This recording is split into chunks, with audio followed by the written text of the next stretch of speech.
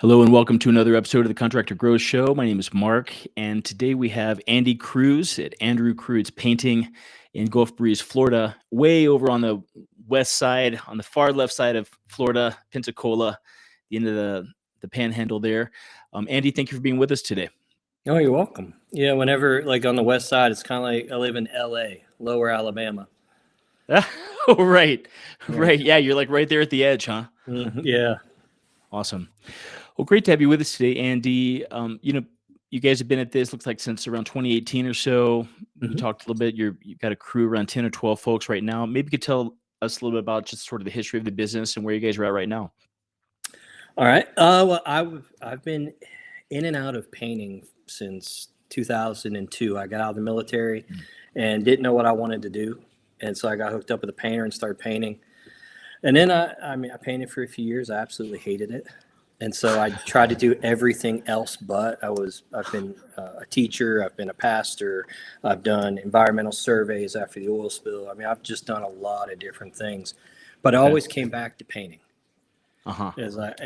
Even whenever I resigned from my job in ministry, they asked me, "What are you going to do?" And I said, "I don't know. I might paint, but I'm going to try to find anything else." And so I ended up getting back into painting, and because I had more important things driving me than what I wanted to do. I had Uh-huh. a wife and two children, whose life I threw into chaos whenever I quit my ministry job. And Uh-huh. so I fell back into painting, and I struggled for the first couple years getting people to anyone to help work with me, just because I find most people in the construction field, a lot of them, if they're not already entrenched somewhere, the majority of them are not dependable. Oh, And is that so right? Okay. I've been able to, over the past couple years, probably the last 2-3 years, to really find, develop, and train a crew of about 12 people or so. So we got about 3 or 4 crews running, depending on how I divide them up and what we have going on. Interesting. Yeah, I know that's been a big sticking point, for a lot of the folks we work with and just the trades in general. Why do you think that is? Why is there such a shortage of guys? I mean, is it because coming out of 2008 housing crisis and just housing has never really caught up? I mean, why is there such a shortage of labor out in the trades right now? I think that there's several reasons, and again, these are just opinions of mine. One is, I think that there was such a push to go to college. That a lot of people are like, we don't need to go into the Uh, trades. We're going to go to college and then get a good job.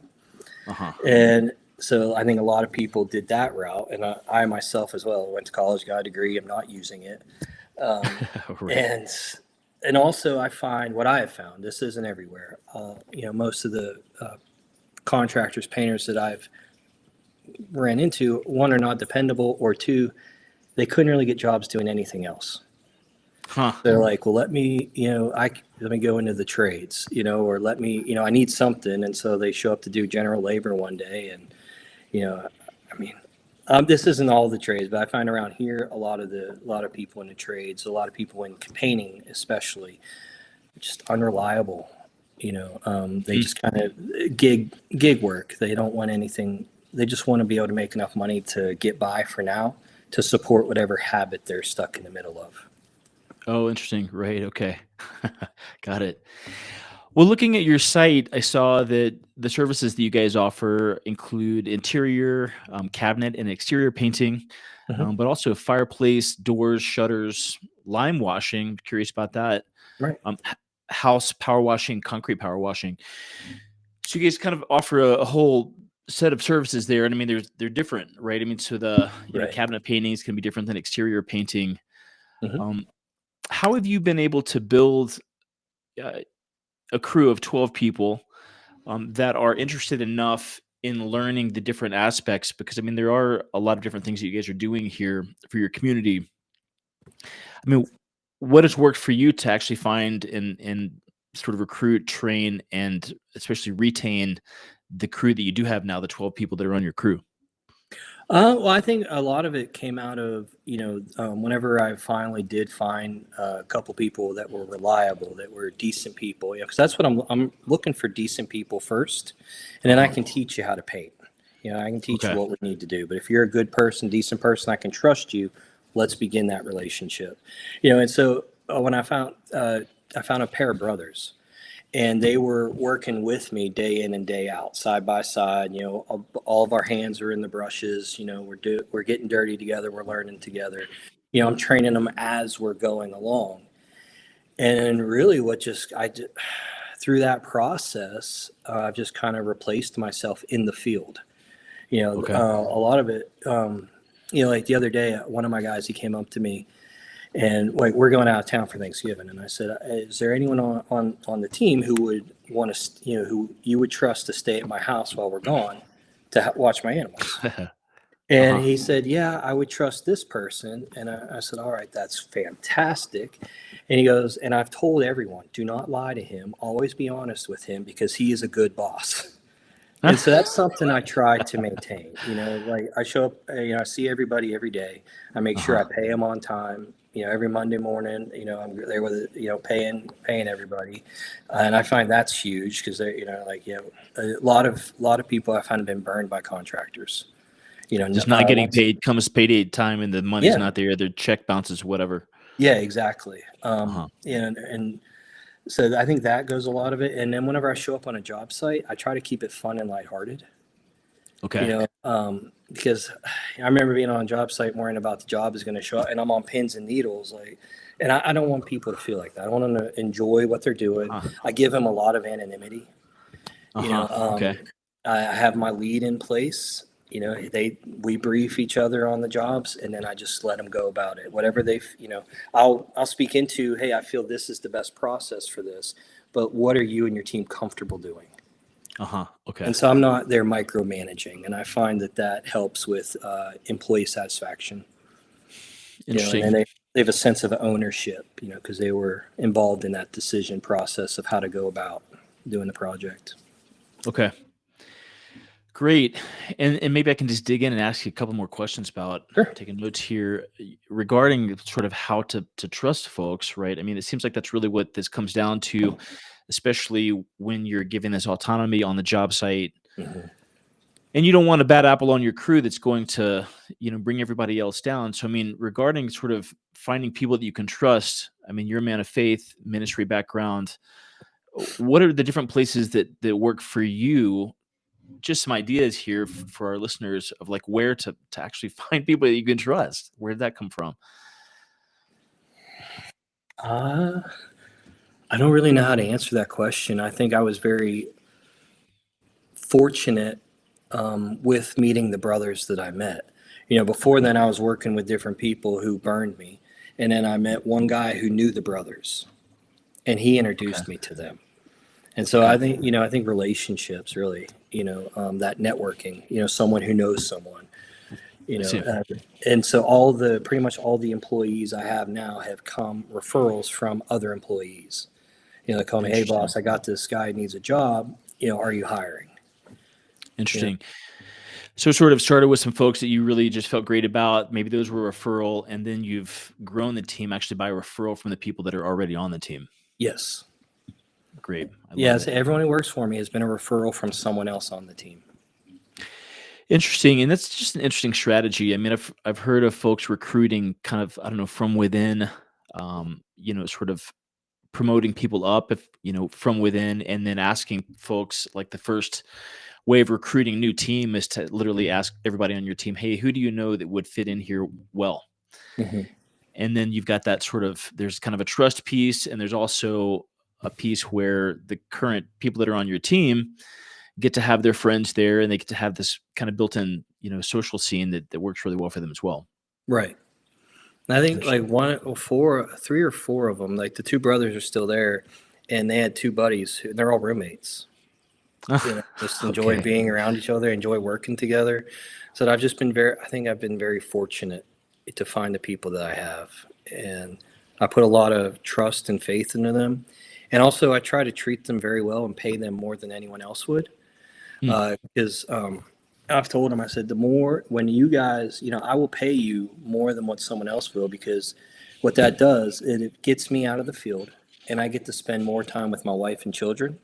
And that is more valuable to me than they'll ever know, being able to free up that time, being able to, whenever I was in the brush, I was working 12 hours a day, 7 days a week. I remember one day my wife, she came to me, she goes, Andy, it's not fair that you're working on the weekends. It's not fair to me. It's not fair to the kids. And that really hit me hard.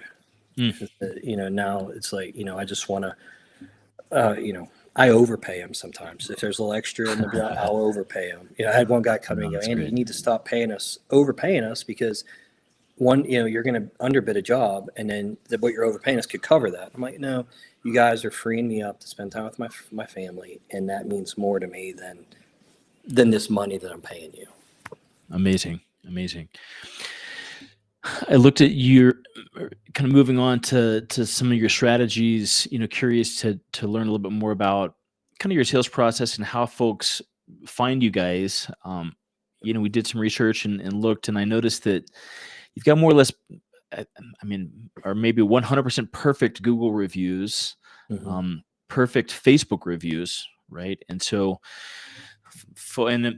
as I've talked about with some other guests, it's not only like 5 stars or your Google reviews, but it's the content of the reviews as well. Folks going in and just really clearly going up, out of their way to talk about what a great team you guys have, sharing photos of the jobs, of their houses, right? Or interior cabinets and whatnot.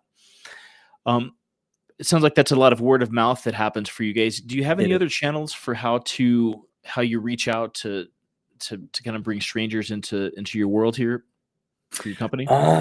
Primarily it's word of mouth. I know that's not the best advertising. And as a marketing guy, I know, I think it was one of your episodes I listened to, and talked about how word of mouth isn't necessarily the best advertising.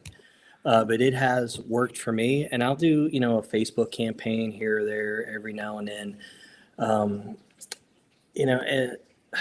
don't really know if, this would be marketing a little bit, but I have a mother-in-law who volunteers with a nonprofit, and they hosted a golf tournament. And so I took 3 of our clients on me to the golf tournament, and we spent the day playing golf in this golf tournament. Great. And so that was, that was a lot of fun, just being able to, I don't know if reward's the right word, but just thank a few of our customers, for that. And I try to maintain, I think it's really about relationship. I typically build a relationship with our clients, and then it just kind of takes care of itself from there. Fantastic. Something I noticed about your website is that it's simple, but I look at a lot of websites, and I love when a site is simple, but it's got all of the right kind of components to it. And taking a look here, it's andrewcrusepainting.com, but it's really great. I imagine you get kind of an outsized amount of traction from the website for actually how simple it is and how direct and clean it is, right? It's got great photos of your work, simple navigation.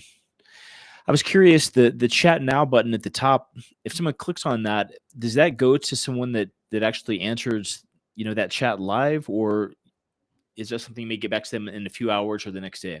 To be absolutely honest with you, I have no idea. Right, okay.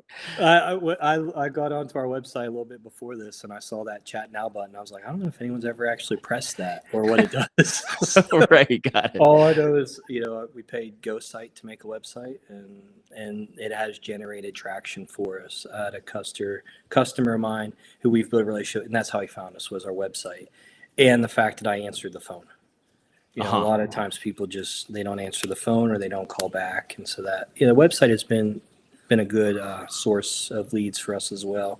Now I do receive, maybe it's from the chat now button.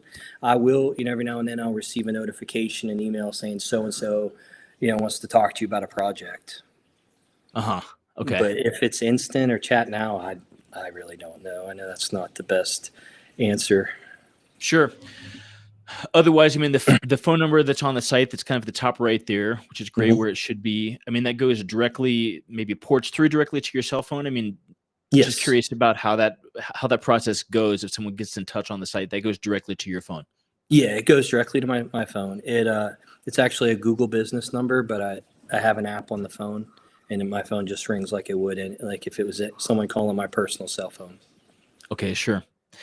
Great. So I imagine, and it's It's kind of got your hours right there, open today, 8 to 5 p.m. So during those hours, and again, we're always curious about how strangers find, businesses that we're talking to, because I mean, that's really what this is about, right? Is, Right. how do folks find you, and how does the sales process kind of work? And you've definitely got some things figured out well. So it sounds like during business hours, you're pretty committed to picking up the phone. And so whether it's new customers who have not really heard of you guys from just starting the relationship, or even any kind of service call, or an existing customer's got a question or a job's going on, they're going to reach you and be able to connect with you there. Right. Yes. Okay. Yeah, I mean, and just like probably, most people in this world, I have my phone, in my pocket pretty 24/7. Even if it's after Right. 5, I receive a text message or something, I'll respond or I'll answer the phone. You just never know who's calling. I'm like, oh, that may be a potential customer. I need to answer this. Okay.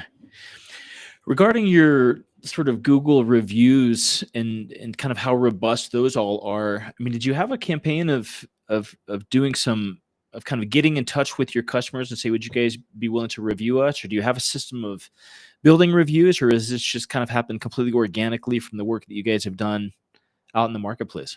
I'd say it's 90% of it's just been organic. Uh-huh. I've had a few people where, they've said, hey, this is amazing. I'm like, well, would you mind leaving me a review? And I'll send them the link to leave a review. But 90% of them are pretty much organic. And I know I should, but I typically don't ask for reviews either. Sure. Yeah. Okay. Well, I mean, that says all the great things, because I think you've got 15 reviews there. I mean, we talk to companies that got a lot of guys out in the field, and they just have got very few reviews. They've got, say, 4 or 5 reviews, and they just never really, people haven't gone on and kind of given them that review cred, so to speak. Right. And so it really says a lot about the quality of the work that you guys do to have kind of that number out there in the market. One review on there, this is a review I asked for, and I was this is going to sound ungrateful and bad, but I was disappointed with the review, because I think it was very bland and generic when he was anything but. When earlier that day when I was at his house, we looked at we painted his staircase. We painted the spindles white, the stairs black. I mean, this was like my passion piece of his project. It was the whole house inside and out. I did the stairs. And we're standing there looking at the stairs. He goes, man, that looks like a piece of art. And he just goes on. I'm like, that's the review I want. And then it was the review I got. Yeah, right. Generic. Oh, no. I was very disappointed, but I ended up taking him golfing anyway. Yeah, right. Hilarious. It's hard to ask him to go back and rewrite. Could you go back and make it a little more interesting, that review you made? Yeah, that review. We're so excited about your staircase. Can you do another? Yeah. Funny. So you guys are in kind of I don't know if it's an extreme environment, but I mean, they're in Pensacola, you're right on the ocean. There's a lot of humidity. It's hot. Yes. Do you guys have to take, special precaution, do you approach the work differently of painting, exterior painting, or even interior with all the salt in the air and everything else? Absolutely. It goes into the different products we use. And it goes in also, it can get very hot. And if you're painting outside, the wall surface you're painting can be well over 100 degrees. And as soon as you put the paint on, it's drying, and that is not good. Paint takes time to dry properly, to cure properly. And if it's flash drying, it's not going to adhere correctly, and it's going to look terrible. And so we have to schedule around, the sun as well, work in the chase the sun around the house, so to speak. Oh, no kidding. Okay. Interesting. Because it's too hot. We have started earlier, and just take precautions when it comes to hydration. That's very important. I mean, you can be out there and be 100 and some degrees, and it just plenty of breaks. And not necessarily environmentally, but even yesterday we're working on another staircase, a different staircase. We're painting it black like the other one, and we're priming it with oil. And I walked into the house and I could smell the oil fumes as soon as I walked in. And I got on to them about, hey, y'all, I hope you guys need to be taking breaks. Do not, I said, I'm not Oh, going to push you to get done fast. I'm going to push you to be safe. And so take breaks. I opened up doors and windows because they were just sitting there breathing these fumes in. oh And man. it's just, so there's, whether it's interior, exterior, there's always factors that need to be considered into every project. Even if Okay. it's raining, if it's raining hard, and even inside, if they don't have good humidity control, your paint can sag and run and just not have a good end product. Okay. Do you guys have to deal at all with the salt? I mean, does the salt and the breezes and stuff? I mean, does that affect things, or Well, we earlier wash. healing or shorter amount of Well, life of the paint coat? we wash all of our exteriors before we paint them because of that salt, because of the salt air, the salt that dries on, and dirt, whatnot. But yeah, Uh-huh. I'd say the life of the paint out on the beach, it's not very long. A couple years at the Uh-huh. most, because that sun will just destroy paint. Hmm. As that goes into it. I use higher end products because of that, so that they'll last longer. Okay. Yeah, I noticed you had talked a little bit about let's see here. Urbane Bronze SW7048. Is this a color, or is this a sort of a type of paint It's that a you guys work color. with? It's a Okay. Sherwin-Williams color. It's like a dark charcoal type of a color, I believe, if I remember correctly. Okay. Okay. Cool. I saw on some of your posting you talked about a tiny house village going up on Pensacola's west side. Yeah. You guys were involved in. Tell me about that project and why that is exciting for you. Well, the church I used to work at was really big into foster care, and Okay. so we had a bunch of families who they would foster children that were in the foster system, and so independent of that, one of the general contractors I do a lot of work for, he builds a lot of custom homes in Pensacola. He called me up and said, "Hey, we have this I think it was 7 or 8 tiny houses that we're building, and it's all for foster kids, who are too old for foster care, to Hmm. give them a transition period, somewhere to live while they, figure out their next step." Okay. And I mean, it was just a neat, rewarding project, knowing that we were contributing to something to where people who are in the foster system, when they get too old for the foster system, they had a place to transition, a place to go to Uh-huh. transition. I mean, and it was I want to say the contractor who I did it for, he was like the president of that board, and Hmm. they do a lot of things around Pensacola to help the community. And fortunately, we're their painter, and so we get to partner alongside them with it. Awesome. So is that exterior, interior, the It whole was thing? both. Uh-huh. Yeah. The all the houses were brand new construction, and so Uh-huh. the inside, the outside, we did it all. That is amazing. It's not every day that we as business people get to do something that feels just really good, like for the community. Right. And and it's really neat to just be able to have people call you up and say, "Hey, listen, we're working on this project. It really fits in line with your values and the work that you've done in the past and stuff. And can you come over and help us with this?" And then you have the resources and the ability to come in and say, "We're going to help you with this, and make this happen." Right. Yeah. It was rewarding, and then being just seeing knowing that they're full of people who need that resource, and we were able to help with that. That's fantastic. Well, fantastic, Andy. Our listeners are contractors at different stages. Some mid six figures, some seven figures. Most trying to grow the business. In one way or another.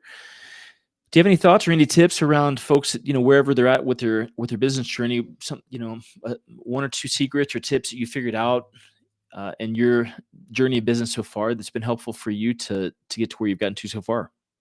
I'd say people, finding those people that you can trust, Hmm. to basically, carry the company, so to speak. I mean, yeah, I started it, I run it, I do all the bidding, but without, the employees with their hands in the brush doing a great job, we wouldn't, survive day to day. There Amazing. was one general contractor, they contacted us, they do custom homes. And they asked me to give them some bids on some homes, and I gave them some bids, and they came back. They said, Andy, you're a little high for us. Maybe we'll look at a relationship down the road. And I pushed back a little bit, and I said, well, what do you normally want to? What's your budget to begin with? And they told me a budget, and I said, well, I will do it. We'll do it for your budget because I want to show you our value. And so, and we've been in relationship with them for almost 2 years now. Oh, no kidding. And so I'd say, it's really relationships, and treating your people well and ensuring that they are equipped, to properly do the job. And if not, being there to support them, because no one wants to be frustrated and feel like they're doing a terrible job. Interesting. And in the story you just told, so you guys came in a little bit higher price, right? Which we actually love to see that, right? Because, contractors charging what they're worth. And they got a little pushback about that. And they said, we didn't know the price is a little high. And you said, hold on, I want you to see the value. And so you brought your people, your team, and those folks came in and started working with this, with this other company, and they were able to see just the quality of your people. Right. And that conveyance of trust, that having trustworthy people really conveys. And so because of that, once they kind of got exposed to the way you do it and the folks that are working on your team, then you've established this longer term relationship, and it sounds like it feels great these days with those guys. Yeah, it's fantastic. So we're wrapping up 2 projects for them today. So it's been a great relationship. Fantastic. Great. Well, so Andy, if folks want to get in touch, want to learn a little bit more about what you guys are doing, if they're down in Gulf Breeze and Pensacola area, need an exterior interior painter, what's the best way to get in touch with you? My email andrewcrusepainting.com or my cell phone. Okay. Fantastic. Cell phone's on the site, and the website is andrewcrusepainting.com. So Andrew, and then Cruse is CRUSE, right, painting.com. Even our Facebook page as well. Okay. Facebook page as well, which has got a lot of great, really current photos of great work that you guys have done also. Right. Thank you. Perfect. Well, fantastic, Andy. Thank you for being on today, teaching our listeners some different things about kind of retention and how to grow the business by focusing on people, and just doing great work in your community, getting great reviews and growing the business by word of mouth. It's been really helpful. Yeah, thanks. Okay, we'll end it there, man. Thank you, and have a good rest of your day. You too. Thanks.